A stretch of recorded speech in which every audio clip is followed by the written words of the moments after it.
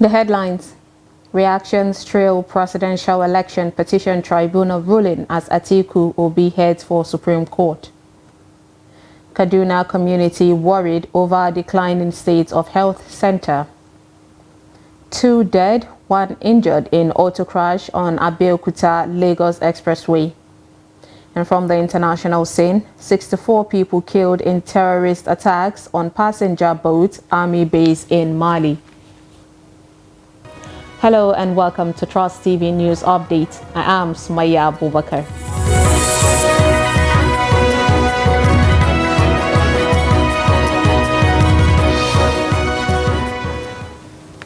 Thank you for joining us. And now the details.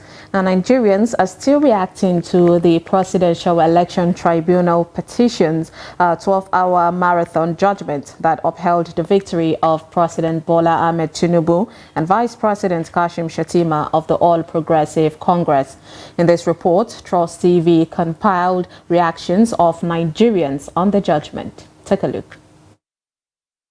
In its judgment, the Presidential Elections Petitions Court dismissed the petitions filed by the People's Democratic Party and its candidate Atiku Abubakar, the Labour Party and its candidate Peter Obi, as well as the Allied Progressives Movement (APM) on various grounds including failure of the petitioners to prove their case, lack of merit, lack of competence, among others.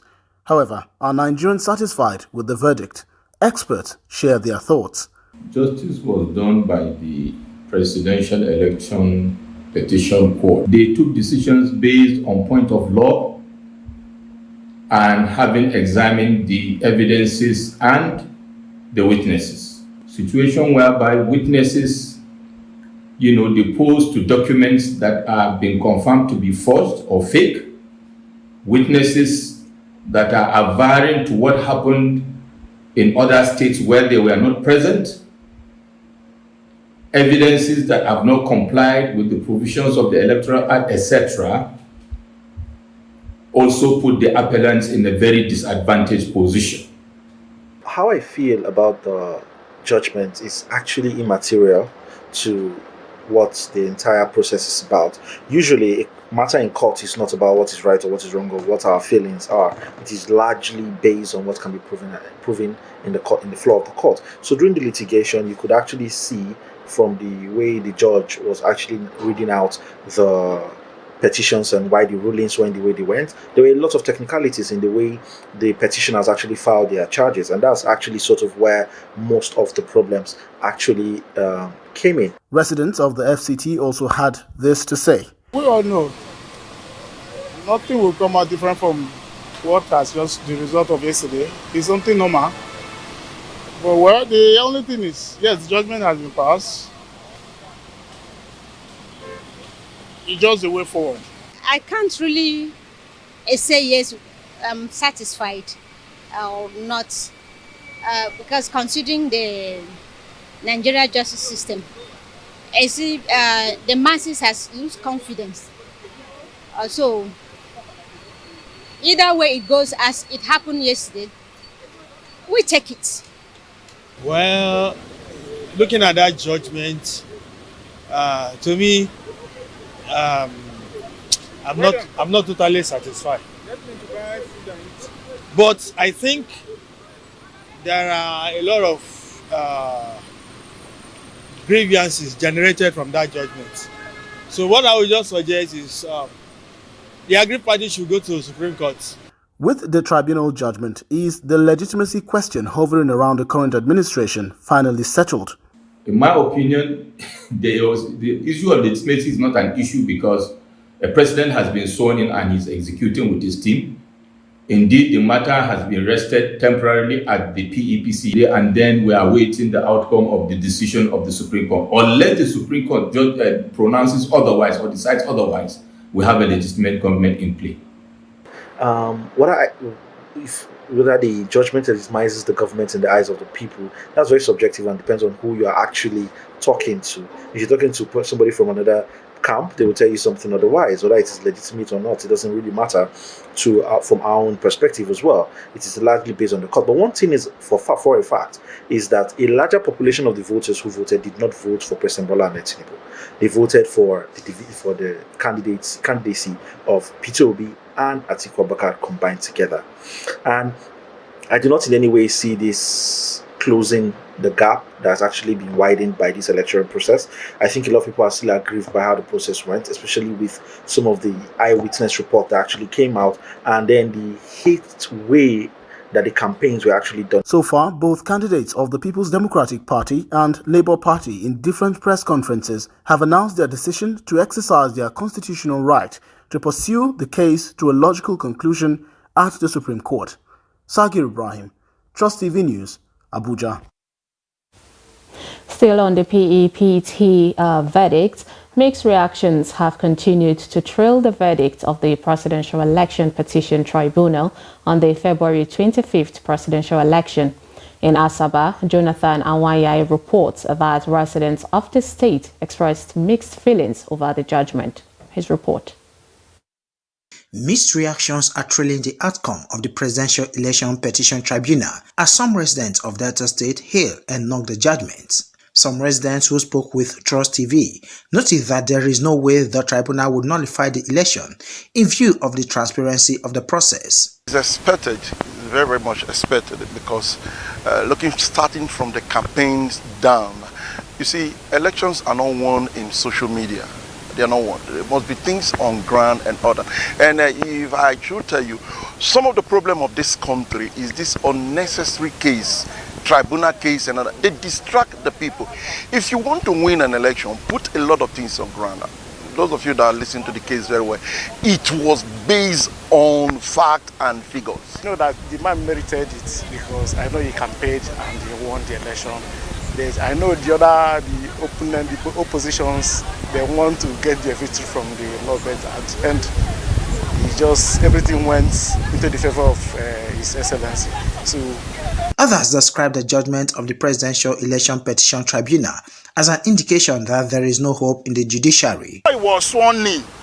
The case was determined. Before the president was sworn in, you expect a fair judgment.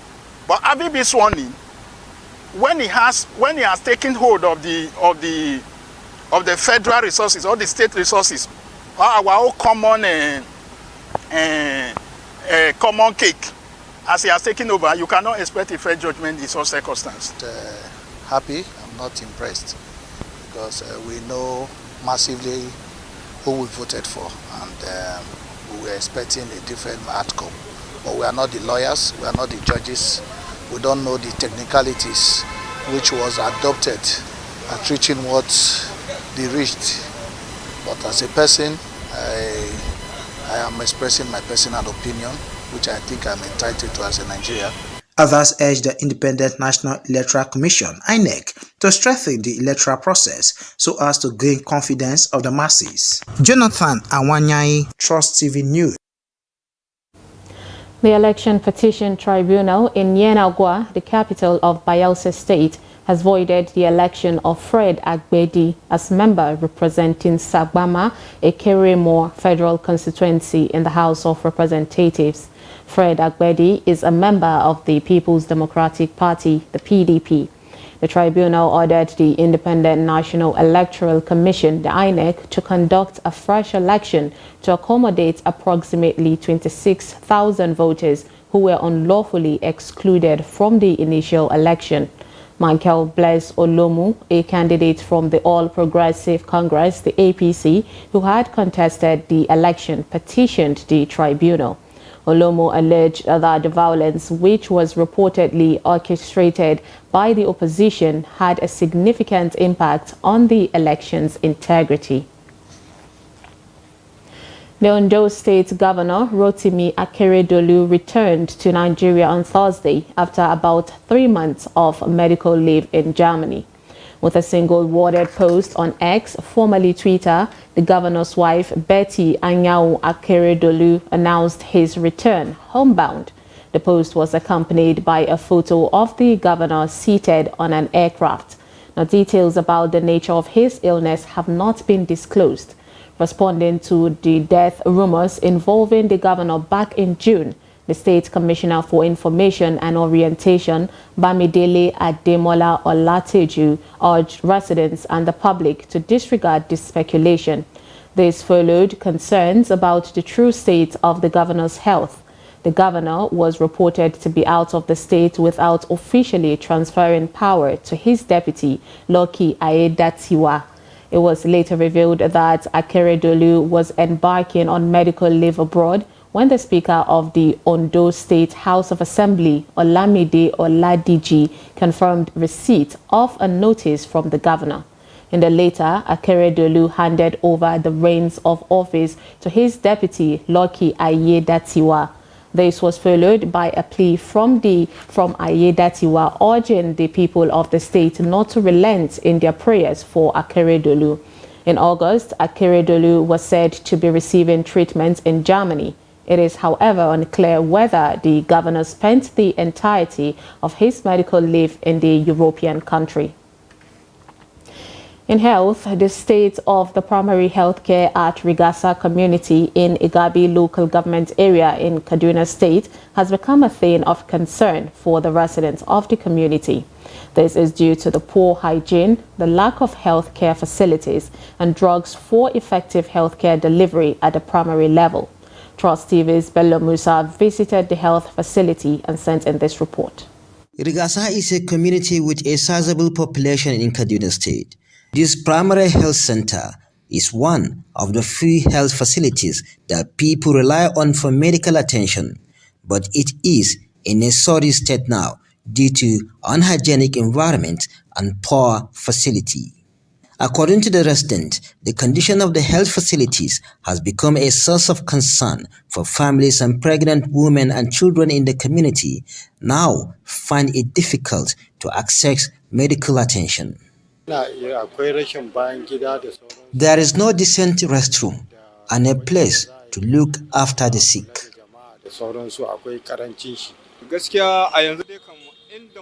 The hospital is no longer a health facility because it is in a dilapidated state. The hospital needs attention from the government. When in labor, the women in the community suffer as they only go to the general hospital in Rigasa or to private health facilities to deliver their babies, no matter how urgent the cases are. The residents are appealing to the local government to come to their aid as the facility is under the local government. We want the government to employ more workers, stock more prescriptions, drugs, and provide the necessary facilities. In fact, the hospital cannot cater for the needs of our population. We are calling on the government to come to our aid and renovate the hospital because it is the health facility that is close to us. This will enable us rush our children, pregnant women, and the aged to the facility in case of an emergency. We need more beds in the hospital and more qualified workers. Effort to reach the chairman of Igabi local government were futile. Bello Musa, Trust TV News, Kaduna. Meanwhile, the primary health care centers in Jalingo, the Taraba state capital, have commended Governor Agbu Kefas for equipping them with the necessary equipment to provide services to the people. They made the commendation during a visit to the health centers in the council area. The report. Some of the primary healthcare centers visited revealed that patients are enjoying a conducive atmosphere while being attended to. In the township PHCC, the hospital overseer Muhammad Ibrahim Abdullahi told newsmen that all the necessary equipment used for healthcare delivery are available, but however, called on government to add more rooms to accommodate other patients. According to him, that is the only challenge they have at the center. There is lists of the beneficiaries but they are not patronizing. We don't know. Maybe due to the facility, they didn't go and inform the people in the community. We don't know. I think this month that has passed, only 21 beneficiaries they attended clinic. Lack of some equipments. Secondly, there are drugs. While we don't have, we are lacking it. Sometimes we used to prescribe it to patient and bring it so that we will serve the medication.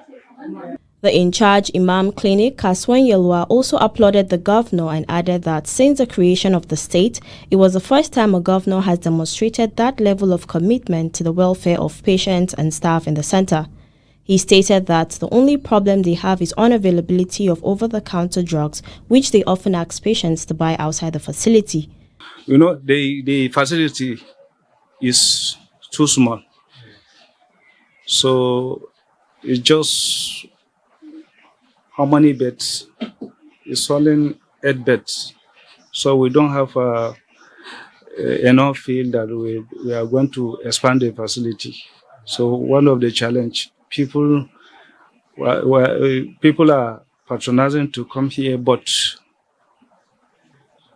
our ward is so small, it's too small. They called on government to intensify effort for the benefit of the masses. In security, the Bayelsa State Commissioner of Police, CP Tolani Alausa, has ordered the constant raid of flashpoints and criminal hideouts in the state. The State Police Command also rejigged its insecurity architecture to confront the security challenges associated with the Ember months. A statement on Friday through the police public relation officer, Superintendent of Police, Asinim Butswat, said that the commissioner charged divisional police officers, tactical commanders and other operatives to constantly raid flash spots and criminal hideouts to intensify surveillance and patrols in the nooks and crannies of the state and be on alert at all times. The police affirmed its commitment to public safety and reducing crimes to the barest minimum. It commended the public for its support and assistance with useful information about the activities of criminals in their communities. The Federal Road Safety Corps, the FRSC Ogun Command, said that 2 persons died while another sustained injury in an accident that involved 2 vehicles and 2 motorcycles on Abeokuta Lagos Expressway. The sector commander, Anthony Yuga, confirmed the incident to newsmen on Friday in Ota, saying the accident happened about 5:10 in the morning. Uga said that 3 persons were involved in the accident, which led to the death of 2 persons, a male adult and a female adult, while a male adult sustained severe injuries. The sector commander said that the accident was caused by wrongful overtaking and excessive speed on the part of the trailer driver, leading to a head-on collision with the 2 motorcycles and a Volkswagen vehicle. Uga said that the FRSC operatives in Sangota Unit Command carried out rescue operation on Abeokuta Lagos Expressway to ensure the free flow of the traffic in the area. Uga commiserated with the families of the deceased and prayed that God should grant them the fortitude to bear the loss. You're watching News Update on Trust TV. Coming up, we'll take a look at young Kano fabricators who make breakthrough. Now this and more after the break. Stay with us.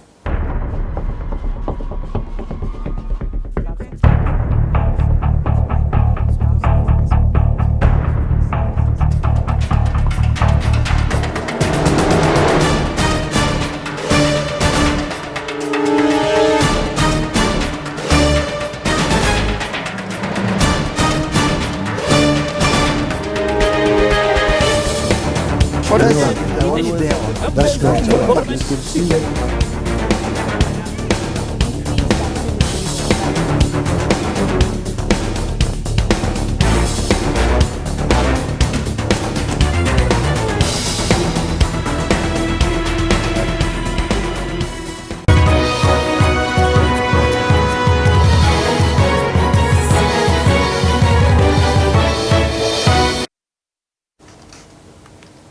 Welcome back. If you're just joining us, this is News Update on Trust TV. Here is a recap of our top stories. We brought you reactions trail presidential election petition tribunal ruling as Atiku Obi heads for Supreme Court. And Kaduna community worried over declining state of health center. Now moving on to more stories. A set of 12-year-old twins in Kano have invented a cooking gas that uses petrol and water, while a 14-year-old has also invented a remote-controlled vehicle. Trust TV correspondent Idris Jibrin reports that an application that allows people to purchase food items directly from farm has also been developed. His report. Supported by the Center for Information Technology and Development, these young boys had taken the initiative of inventing items that could be of great importance to the nation's economy if perfected. In this country, two things are lacking. First thing that is lacking is that we have no venture capital. Venture capitals are people who come and listen to these ideas and then put money. Look, this idea is good. I am investing into it. And they put money and say, okay, if I go and develop this, I own 40% of what your business will become. It's just confidence. So we have no that. But we also don't have interaction between innovators and media. Hassan and Usaini invented a cooking gas that uses both petrol and water to function, while Muazzam Ibrahim invented a remote control ambulance vehicle. Other inventions by these young boys include CCTV camera, a mobile application that allows farmers to sell their farm produce directly from farm, among others. So the essence of the application is for farmers to sell their product directly from their farm. Not just individual peoples or users can just open the application and see all the products available in someone's farm. According to CITED, the initiative was supported to give these young ones the opportunity to prove themselves into the world of science and technology. There's nothing I cherish like seeing young people coming up with ideas that people can appreciate. This is what we need in this country. And if we can develop these young minds, I always tell them, we have talent in this country. All we need is the correct environment. See, if you have not been brought out from where you are, would you ever think of doing all these things that you have done? For these young scientists, if supported, there will be plenty of innovative ideas to be developed for the overall growth and development of the nation's economy. Idris Jibrin, Trust TV News, Kano. In business, the Federal Airports Authority of Nigeria, FAN, says it has redirected processing of passengers through the new international terminal at the Murtala Mohammed International Airport, Lagos, effective immediately. This was made known in a statement released by the Director, Public Affairs and Consumer Protection at FAN, Abdullahi Yakubu Funtua, on Thursday. He said the expedited relocation to the new international terminal at MMIA was deemed necessary due to the unfortunate fire incident that occurred at the International Terminal 1 the previous day.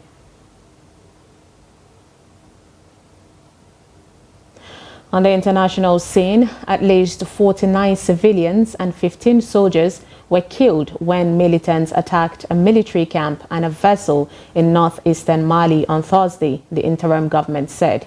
Many more were wounded, it added in a statement read on the national television, noting that the death toll was provisional.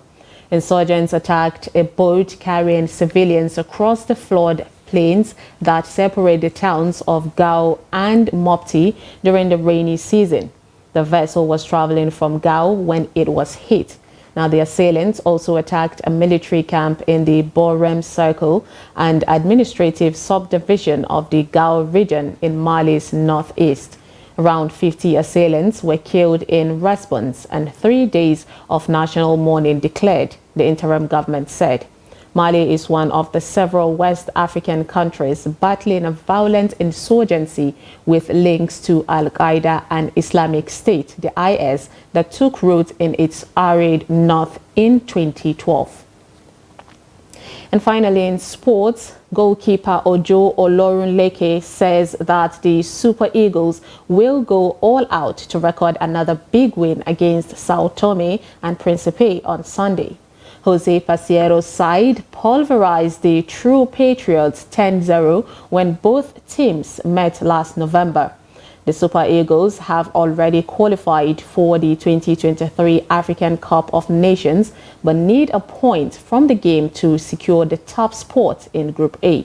Sao Tome and Principe are already out of the contention for a place in the competition.